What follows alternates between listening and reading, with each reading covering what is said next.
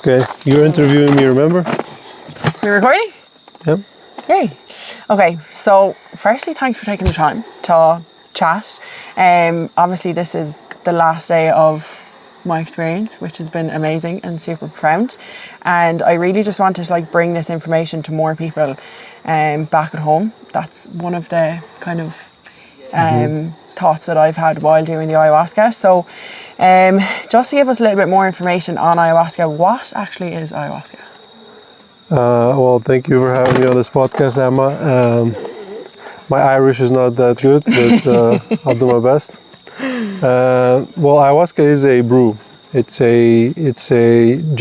Traditionally, it's a mix of two plants boiled together for several days, and it forms that sort of thick viscous drink that you drink. What it's made of is two ingredients. One is the ayahuasca vine, which is scientifically called Banisteriopsis capi, and a DMT shrub, which can be chagro or chacruna, depending on the tradition. Like here, we use chagro panga. Okay. What the vine does, it makes the DMT orally active, and then when you drink it, you can have a DMT experience for several hours, and it's traditionally used by the indigenous tribes. It's traced to 4,000 years ago, and it is 100% a medicine, not a drug, because that's how it's always been used, and yeah, it's helpful with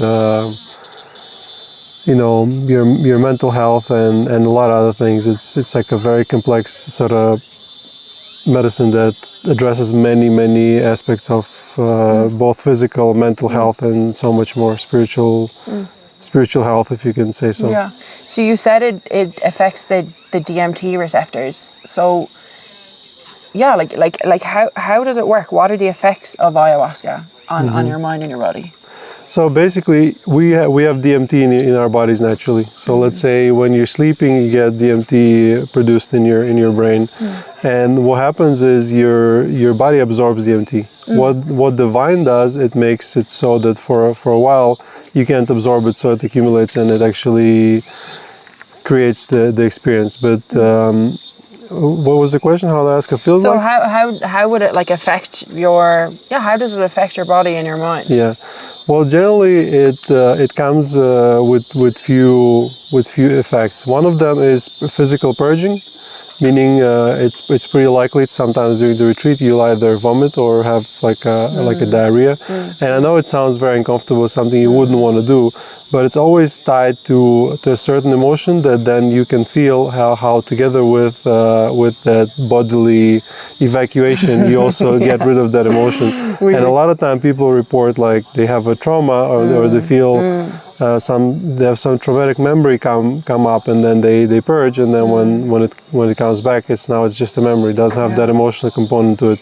But generally, ayahuasca effect can be, there's 50, 100 different types of effects it can have. It can be very visual, very psychedelic. It can be just in forms of physical effects, like you could feel tension in your body or pleasure. It can be euphoria, it could be pain, it could be literally anything. And but somehow when you come and drink the brew, it always gives you what you need, and the type of the experience you might not expect or want, but it will give you the type of the experience that will give you the answers to your current problem that you have right now. And even if, let's say, you have an intention set for the ceremony, and it might be not the right intention for you, the medicine will guide you where you need to go. And sometimes you will, if you don't resist the process, you will in the end understand why it was supposed to happen exactly like that. I'll ask you a question as well. You just had your experience. How did it feel for you? It was definitely different than what I had expected. I think at the start I was forming my expectations based on what other people were experiencing, but by the end of the 4 ceremonies, I feel like I had gotten exactly what I had asked for, and it was definitely one of those be careful what you wish for moments, because I went into ayahuasca saying I don't want any more answers, I don't want any more words, I would like feeling, I would like experiences, I would like clarity, I would like direction. And because it wasn't psychedelic and I wasn't like tripping, I was like, I'm not experiencing. But when I take away and have done like the integration work, I've realized like how profound it actually was. So yeah, it's been incredible to see how other people have experienced it as well, like compared to mine. But would you recommend, like, who would you recommend ayahuasca for? Like, who would you recommend to do it? And is it safe for everyone? Ayahuasca is safe for, I would say, 95% of people. So don't do it if you have a history of schizophrenia in your family, like your brother and your mom has it, and you're next in line. And because it's not gonna give you schizophrenia, but if you're supposed to have it sometime in your life, it can accelerate that process. Don't do it if you are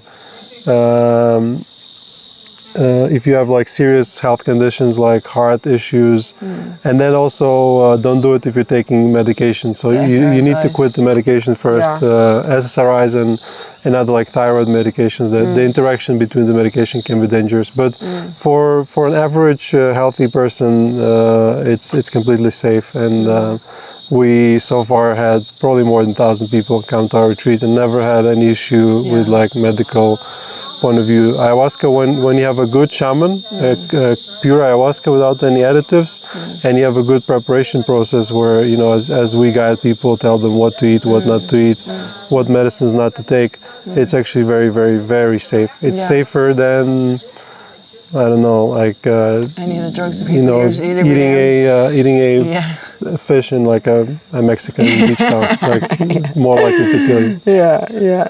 How long does the experience usually last for people? It depends. So if you have one cup, generally the effect of one cup can last anywhere between 4 and 6 hours. But if let's say we have 3 cups over the night, starting from first cup and then more cups, it can altogether last 8 to 10 hours. That's expected. How long did it last for you? Because the first cup on my first night, I felt like super sick. But then the second cup, it started, I think, to kind of hit me more. And then, like I would say it takes a while to set in, like maybe 30 minutes to an hour.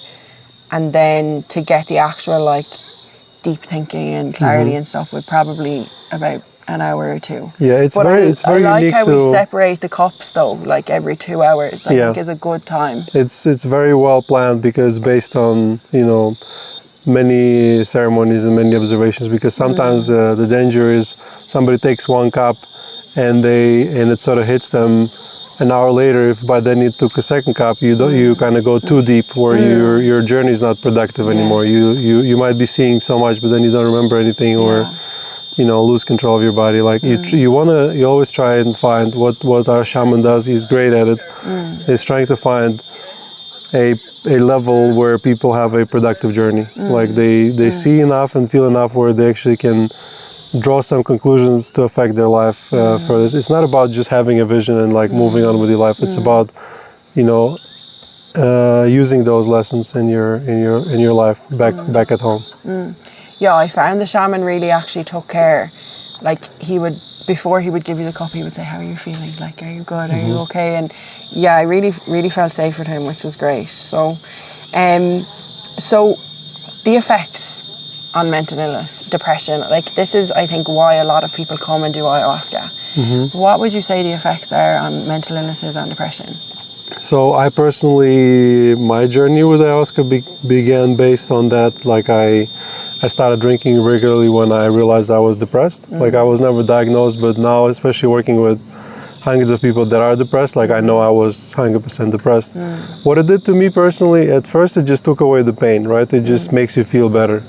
And then it shows you what to do to change your life where you're not prone to depression anymore. Because a lot of time depression comes from certain repressed emotions, like greater unsatisfaction with your life, where you just sort of, it comes out as a form of depression or anxiety. So in my case, it sort of first lifted the pain and like allowed me to actually lifted the pain and gave me the lessons, Yeah. and that lack of pain allowed me to actually do the Something with lessons, the lessons, yeah. and change my life enough where it gave me the direction in life as well. It helped me find it, where eventually, like, I would say I'm definitely no longer depressed. Yeah. You've still, it's not like, oh, you're gonna be happy forever, but it's I know more. I know more about my feelings now. I can identify, like, oh, what I'm feeling actually is fear, or what I'm feeling. Where back in the day, I felt I could not even identify emotions. Like, all emotions just felt like discomfort. So that's another thing ayahuasca does. But it can be unique for all the people. But we have a lot of people that come here for depression, anxiety, even like suicidal ideation. Like, we had probably more than 10 people that came here and said, like, if it doesn't work, I have one-way ticket. I'm not gonna, like, I'm ending it. Like, it's my last resort. Yeah. All of them are still alive, running around, happy, better than ever before. I've seen it. I've literally seen it in this group. Even in this group, there were people. It's not as because, like, he didn't specifically say that, but people actually say that. Like last month, we had 2 people in 2 different groups. They're like, if this doesn't work, I mean, I'm desperate. Life is too miserable. And then by the end of it, they're like, I know for sure that now I know there's options for healing, and I know that I'm gonna fix myself. And it's not only depression; it's alcoholism, PTSD, any kinds of addiction. It's such a diverse tool. Even like physical ailments, like we had people get relief from psoriasis, gut issues. Like this, I forgot the name, but it's like when your body hurts, Arthritis, anything, fibromyalgia, anything that comes, any disease that is somatic, which it comes from an emotion first. If you address the emotion, you process it, the diseases magically go away. Like even my mom came to drink ayahuasca, and she had like relief from headaches, migraines. That's what I would like to know. Like, would it be safe for old people? Like, you know, like older people who probably are prone to like high blood pressure, or like have real illnesses and diseases like cancer. I know one of the guys here is here trying to find answers for his cancer treatment, and we had more than 5 people visiting. There were more than 70. Really? And probably at least 20-30 people that were older than 60. Wow. And they're all totally fine. It's actually sometimes surprisingly they have a better experience than younger people. But a lot of times it comes with a lot of purging, because like there's accumulation. A lot of stuff. And they're doing just fine. It's not, it doesn't have anything to do with age. You can drink ayahuasca from the moment you're born till the moment you die. The oldest shaman here in Colombia is 110. Oh my God! And he's Meaning still alive? he drinks the medicine, he gives it, he still hosts the ceremony, and you know it's a hard job to do, like doing all the cleanses. So it definitely, I would say ayahuasca is great for older people, because it also has that effect of on your brain that is kind of like anti-Alzheimer, anti-dementia, because it does something to the brain. It's called like BDNF, like it increases your brain flexibility and allows it to like recover itself. There's actually studies about it. It's not just me coming up with it. And unless you're like really, really sick, let's say you're on the border of dying, then ayahuasca can sort of push you over it, because it is like your heart rate will increase, or you're taking like tons of medicines, then it would be tough. But if you're older but you're relatively sick, that's totally fine. Well, like I think the oldest we had was 73. Wow, that's incredible. Would you recommend for everyone to come into ayahuasca with an intention, or do you think it's something that like everyone can just try? No. Well, it's interesting, because your intention can be finding an intention. Like you can always come up with intention. Intention is not that thing. It's like, oh, it's not like Google. You ask a question, you get an answer. Intention is more of a anchor for you yourself. So it's like you treat the medicine with a reverence, because if you just come and you're like, oh, let's do this drug and like hang out, you'll have a terrible experience, because ayahuasca is like, oh, you disrespect me, like I'm going to show you. Yeah, I heard that. So you need to have reverence, and that's why you set an intention. And it might not answer, it might say like, this is not relevant. But even setting an intention of like, teach me something about me, or like show me how to be happier in my life, or like, show me what should be my intention is also an intention. Okay. It's about that thing where you go deep in your journey, you have that anchor, and you can reach out to it and be like, oh, this is why I'm here for. Because if you go and like have a turbulent times with ayahuasca and you have no intention, no direction, then you'll more likely want to like give up and run away instead of like plowing through and getting the actual fruits of the labor. Because it does take work. Like it takes a lot of inner work inside and outside. I think even with the integration work and the word circles, they've been profound as well. It's a spiritual work sometimes. Yeah. It's hard to explain. Yeah. Is it so? It's legal to consume in Colombia anyway, and yeah, but from a shaman. So yeah. So here in Colombia, like in Peru, for example, it's like completely legal, and they sell it in the markets, which is reckless, extremely reckless, because ayahuasca has to be taken with reverence, and it's not dangerous when you have a good shaman, good medicine, and like proper team to control you, but it can be extremely dangerous. If you drink it alone at home, you can jump out a window, believe me, you can fly. You need somebody to control you, both on like a physical realm, make sure you're safe, and also on like a spiritual realm, because a shaman creates sort of a barrier where bad things can come out but not come in. And here in Colombia, I think they're doing a great job with like how difficult it is to become a real shaman. Like you need to come from a lineage, you need to have a permission from your indigenous council. Like in Peru, we had a girl that came here and drank ayahuasca here for the first time, then went to Peru, and 3 months later, some guy or some organization gave her a paper like she can serve medicine. There's a lot of that in Ireland as well. Don't do it. Don't do it, because honestly, it might be okay for a while. They will give medicine to people and it all seems nice and dandy, but then something will happen and somebody might die. Like literally, you can die because of not having a real shaman or a person who knows what they're doing. So please don't do it. I would say if you're choosing a shaman, it doesn't have to be with us, but look for someone who's indigenous, somebody who has at least 10 years of practice as a shaman, not somebody who just drank ayahuasca once and feels like they can give you the medicine. Look for a place that has good integration, that they focus on that. Look for a place that has a big team of facilitators that can like control you physically, to make sure you don't just run away in the jungle and get lost and like, or go on the road and get hit by a car. And obviously a place with a lot of good references. Like look for references. Don't just go. Some people go to jungle, they arrive to like a bus terminal and there are people like ayahuasca and they just go. If somebody's indigenous and has a lot of bracelets and collars, doesn't mean they're a taita. Being a taita is something really hard to understand unless you're working in that space. So anyone can pretend to be one. I could pretend to be one, and sometimes people come to the retreat, they assume I'm going to give them medicine. Like, don't do it. This is where it becomes dangerous. So, but I think I lost the original question. No. Yeah, so it is legal in Colombia. As long as you have a shaman that has a permit from his indigenous council. And generally for a shaman to get this permit, he needs to have a permit from another shaman who's older than him, and it goes like this. So for example, Fernando has a permit from his dad because he started working with ayahuasca when he was 7. He went to the special school that's called Fundación, when they drink ayahuasca 3 times a week for like 12 years non-stop. Then he was a shaman, he traveled all over the world for like 5 years giving medicine.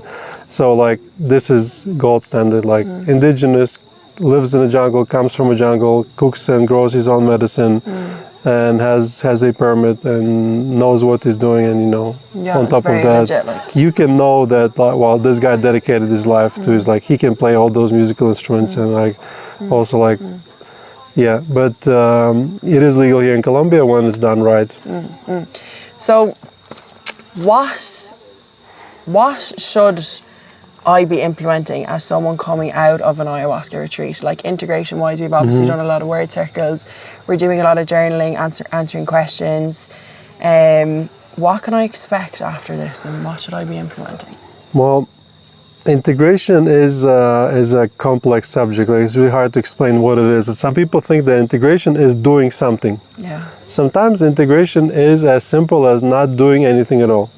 So if you go now to a hotel in a city just sit on the balcony, take your journal, and just think.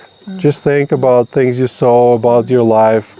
This is already integration. Doing nothing is integration. Sitting on your phone is not integration. No. But if you want to take it more and have it more powerful, integration is taking the information you got from the medicine and implementing it back into your life, like translating it from short form memory to long term memory. So what helps with that would be journaling, walks in the nature, meditation, yoga, breathing exercises, or any kinds of spiritual practice like doing rapé or doing a tobacco ceremony, just like anything where you give time for yourself and you can think about your life and like sort of zoom out and look at the larger picture. And especially like implementing the advice that medicine gave you, because a lot of times people get amazing advice. They're like, oh, I know exactly now what I need to do, and then they don't do anything. It's not going to change. And if you go back and drink ayahuasca will tell you, like, I gave you homework, you know, why are you back so soon? One of the guys said that he said that the ayahuasca said to him, why are you asking me this when you didn't implement what I told you the last time? It is, ayahuasca is like that. It's like we call it tough love, you know. He'll give you an advice, he'll tell you what to do, but if you don't do it, then he'll be like frustrated and he'll give you a bad trip as a lesson. Payback. Yeah. No, well, this has honestly been probably one of the best experiences of my life, and I will definitely be back, and I've learned so much. I can't wait to like bring this information back to my community and my world, and yeah. Thank you so much for everything. Thank you for coming, and definitely spread the word, you know, spread the word. The world needs ayahuasca, I do believe. Like we are all somewhat depressed, somewhat anxious, somewhat unhappy. Like on the surface we are as rich, as successful as we always were, and there's abundance of food and everything. But emotionally the world is sort of screwed. We have a emotional health crisis right now in the Western world specifically. And there is nothing that seems to be helping except for this, like, you know, therapy. A lot of people, even this here in your group, you heard people saying like, oh, it felt like 10 years of therapy. Yeah. Because it absolutely is. I don't say anything bad about therapy, but if you come do ayahuasca and then go back to therapy, it will be like 10 times more, 10 times more productive. We need to sort of stop and listen and dedicate times to ourselves for our own healing. Like me, myself, I was running like a hamster in a wheel for 10 years, just making money and buying things and being successful on the surface while I was miserable inside. And I didn't know why I was doing it. It's just that society told me like, oh, you do that, you'll get happy. And then eventually when I achieved all those superficial goals that were set for me, you know, by my family and the society at large, I was like, well, I have it all now, where is my happiness? Happiness never came. So happiness is not about buying things or achieving things. And I recommend to everyone to, you know, take a week off your life in a year and do this introspection. Drink the medicine if it calls for you. If not, you don't even need you don't necessarily need that. You can start by doing something simple as just you know, picking up meditation or a good habit, journaling, yoga, you know, all those things that talk to you about, and you want to start in like January 1st, just pick one and just start. And if eventually you come to ayahuasca, it will definitely help you with the mental health and just health in general, just like happiness, just being connected to nature. Yeah, I think there's something powerful even about just saying this week is for me. I'm committing to this. I'm taking this week off. Like putting the phone away has just been so powerful as well. Yeah, when is the last time you gave time for yourself? And by giving time to yourself, I don't mean like going to drink with friends, because it's not for yourself. Like dedicating time to your own healing. Like when was the last time you said like, I'm gonna take 2 weeks off and I'm just gonna look inside and heal myself? Like this by itself, even if people, like, let's say you come here, you just be in the nature and you do the word circles and you talk to people that are all on the path of healing. That is healing in itself. Like when was the last time you did it? We don't have that in our society. There is nobody that tells you like, oh, you need to do it. It's just, and we're missing that, and this is what we're trying to create and sort of accommodate for. So thank you for coming. Thank you for giving yourself that week. And I hope you come back and I'll be back. and go deeper I will be back for sure. and bring some Guinness. Bring some Guinness. Yeah. Oh my god, I'm not sure that would go well with the Aya, but No, that's for me for later. for you. Yeah. Thanks so much, Sam. You legends. Thank you, Emma. And thank you for spreading the message. Yeah, I can't wait to bring this back home, and like that was definitely the most powerful thing. Is like you need to go back home and tell people about this. So, Definitely. Yay. Thank you. And I think the bus is here.